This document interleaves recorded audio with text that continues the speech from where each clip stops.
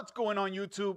Welcome to the channel. This is Lone Wolf, and in this video we're going to look at the new Hunter 9.1 PTR updates and how they will impact us. So with that being said, let's get into it.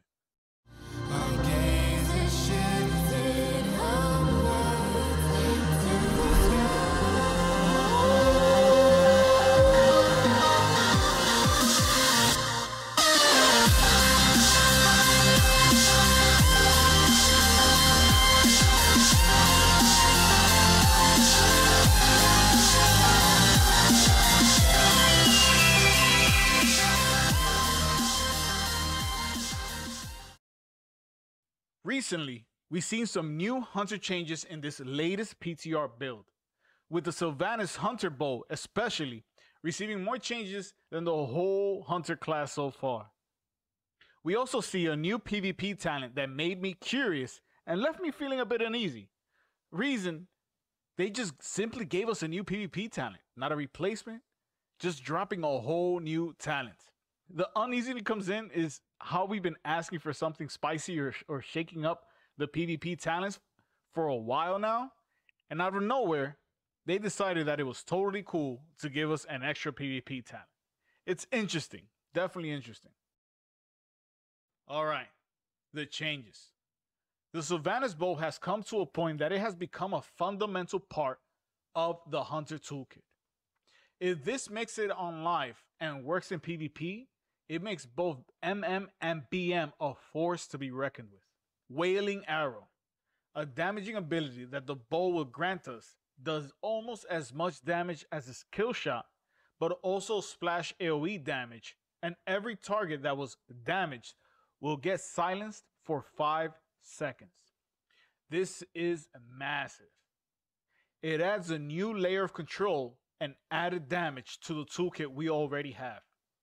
They did, however, increase the cooldown up from 30 seconds to a 1-minute cooldown. And they also buffed the damage accordingly. I do think that this will be usable in PvP.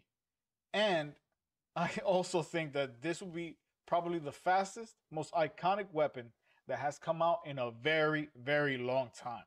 Okay, lastly, they gave us a new PvP talent, Tranquilizing Darts. What is it? Interrupting or removing effects with Tranquilizing Shot, and Counter Shot releases 8 darts at nearby enemies, each reducing the duration of beneficial magic by 4 seconds. So basically, from the testing I've done, whenever you trank or counter shot someone, the target and anyone near them will get 1 active buff's duration cut by 4 seconds. So I'm pretty sure this will be huge against Resto Druid teams, mages, as trank and counter is always used on them, and priest teams. Is Tranquilizing Darts useful? Yes, but it will remain largely a niche if no other changes are implemented.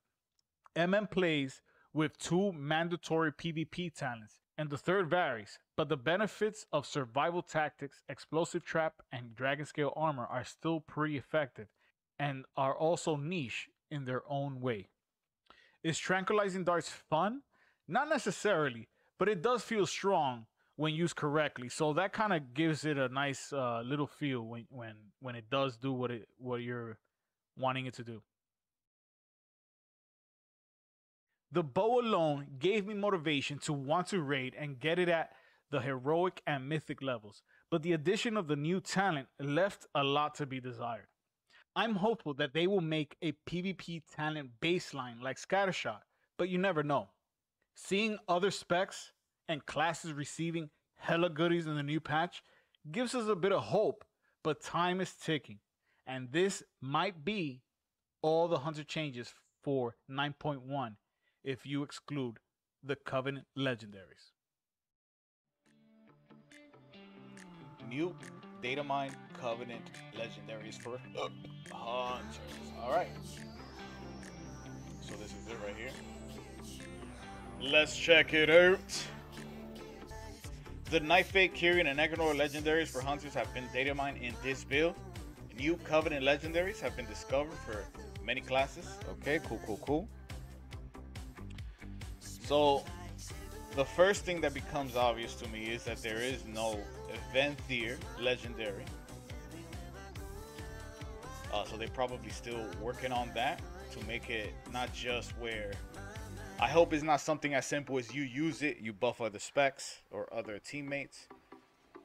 Um, I hope it just works with the continuation of how Venthyr feels, where you're just insta cast, you're going ham, you're feeling good, just going, with just insta shot after insta shot after insta.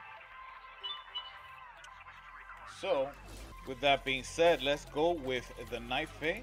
When Wild Spirits hits fewer than 5 targets, there is a 200% chance for each target to be damaged by Wild Spirits a second time. Okay, so 200% chance. That's pretty chill. It reminds me of when they had the bug with the Serpent Sting, where the Serpent Sting, that Serpent Sting also activates a proc of Wild Spirits. Alright, so your aim shot will hit Wild Spirits, and then your instant, or not instant, but the Serpent Sting, boom, another hit. But they took that, they removed that interaction because I guess they felt it was a little overpowered, and it did. It did shift Monstership Hunters from the meters down a bit. But this reminds me of that interaction, but instead of being where it's above 5 targets, it is stronger when there is less. Okay, so probably 3 targets, 4 targets, like that. Right. Obviously 2 targets as well. 1 target would be, it kind of would be a nice little bump in single target as well, because them Wild Spirit hits are pretty decent. They're not bad. So getting extra, it's not going to be crazy good in single target, but it's a little bit better. Pact of the Soul Stalkers for Kyrian. Let's see what that is. When your resonating arrow deals damage to a target, your party gains 5% increased critical strike chance for or until canceled. Now, so something that I've noticed with the Kyrian is that it's just that crit stuff. Okay? That gorgeous crit. And what I like is Clea is being a spec that has a lot of crit. Like a lot of crit. Now, how does this legendary interact with that? Well, if the legendary also causes you to gain another 5% increase in critical strike chance, then you can see Clea becoming super valuable, because you will crit so much.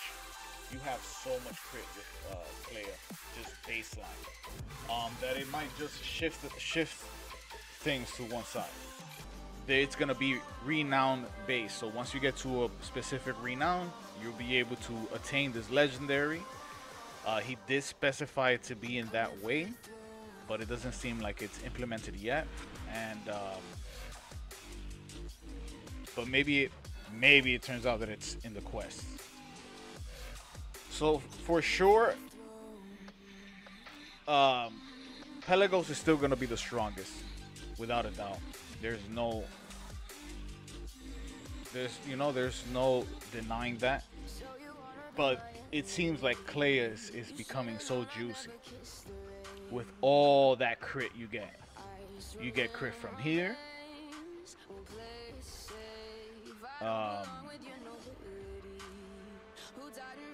You get crit from here. Let's see where else.